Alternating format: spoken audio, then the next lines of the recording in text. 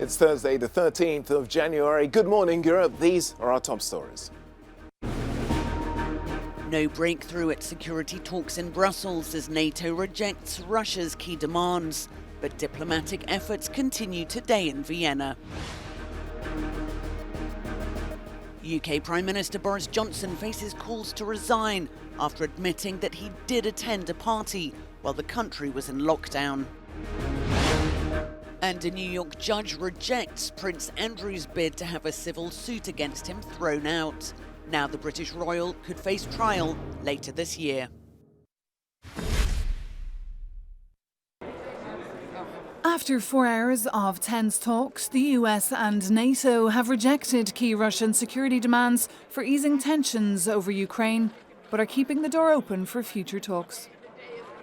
Together to increase mutual security. Speaking to Euronews, the US Deputy Secretary of State had a message from Moscow. Anything is possible in the world, but I will say this, it won't be about diplomacy failing. It will be about President Putin having made a choice that actually I think will bring great, great sorrow to his countrymen and women, because there will be great economic costs to Russia if they take this action. I think he knows that. There's enormous solidarity he will have heard this week, so he will know that we will be unified in imposing costs. If he makes the wrong choice, I hope he makes the right one. Wendy Sherman told us she didn't expect to get instant answers from Russia this week, that her efforts are part of a series of, quote, critical and important dialogues that will continue Thursday in Vienna. In an interview with Euronews, a firm NATO Secretary-General said NATO would not be bowing to Russia's demands. We are ready to agree on balanced and verifiable reductions in forces as part of conventional or nuclear arms control agreements, but we are not ready for one-sided reductions, and especially not in light of a significant Russian military buildup. Also, we have to understand that Russia is the aggressor. Russia has invaded Ukraine, occupied a part of Ukraine, Crimea, and continues to control or destabilize eastern Ukraine, Donbass. Jens Stoltenberg told us there was still a real danger for an armed conflict in Europe. Maeve McMahon, Euronews, Brussels.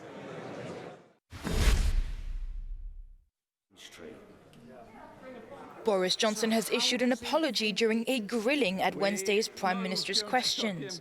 The Conservative leader explained that he thought the meeting on the 20th of May 2020 was a work event and spent 25 minutes in the garden before returning to the office. It happened during a time when the country was under strict lockdown regulations against COVID and therefore angered many. Mr. Speaker, I want to apologise.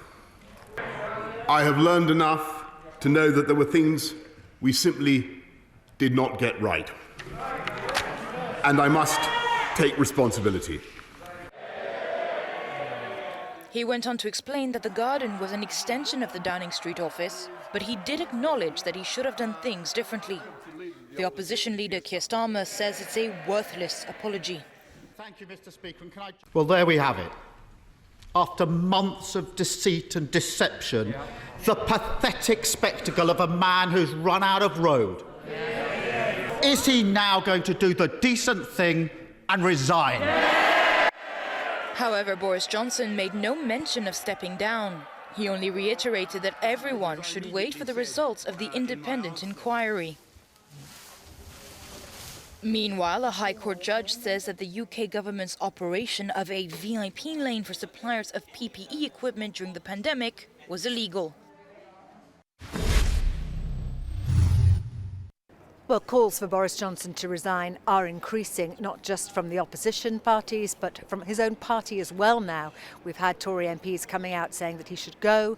One described him as being a dead man walking. That's similar to a description given to Theresa May, a dead woman walking, shortly before she was forced to leave office. Now, Boris Johnson has apologised. He has said he's responsible for what happened, but he's still offering the defence that he believed this was a work public gathering, and he's urging people to wait until this inquiry is over.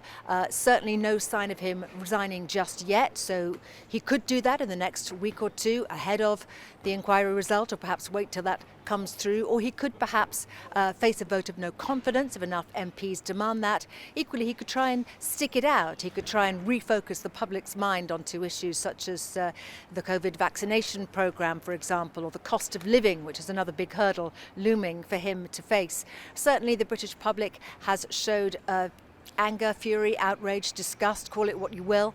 One member of a COVID-19 bereaved families group says that her father, the death certificate was being signed for him on the day of this so-called party, that she then met Boris Johnson in the summer in the gardens here behind Downing Street, and he looked her in the eye and said he'd done everything he could for people like her dad. So there's plenty of outrage here because people that stuck to the rules were unable perhaps to visit their loved ones before they died. So we wait to see what's going to happen, how long the inquiry will take, and whether those calls for him to resign will actually achieve that effect.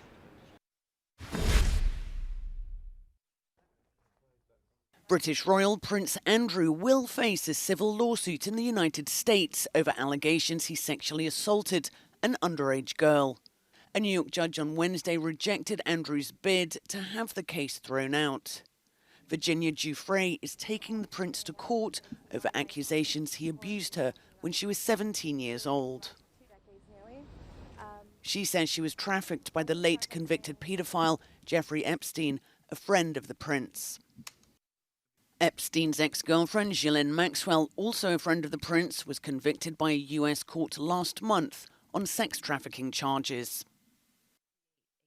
Our reporter Susan Tehrani has more from New York. Really a last-ditch effort on the part of Prince Andrew and his lawyers to try to pause this case. First, it was an attempt to claim that Virginia Giuffre doesn't live in the United States. She's not a citizen. That didn't go through. And for the second time, it was this attempt to say that a settlement had been reached between Jeffrey Epstein and Virginia Giuffre back in 2009. And perhaps that was a cause to throw this case away. It did not work. The judge today said that in the ruling part of the case, it said, quote, this lawsuit alleges discrete incidents of sexual abuse in particular circumstances at 3 identifiable locations. It identifies to whom it attributes that sexual abuse, end of quote. So at this point, Prince Andrew has until July 14th to potentially answer questions under oath. And if a settlement is not reached, the trial will go to court and a jury trial will take place later this year.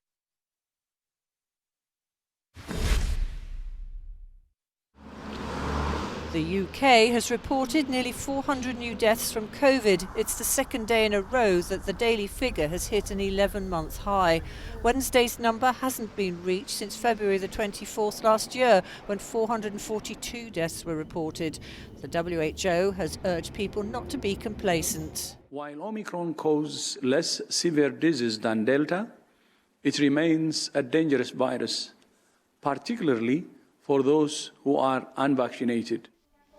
Denmark is to offer a fourth coronavirus vaccination to vulnerable citizens as it faces record infection numbers from the Omicron variant.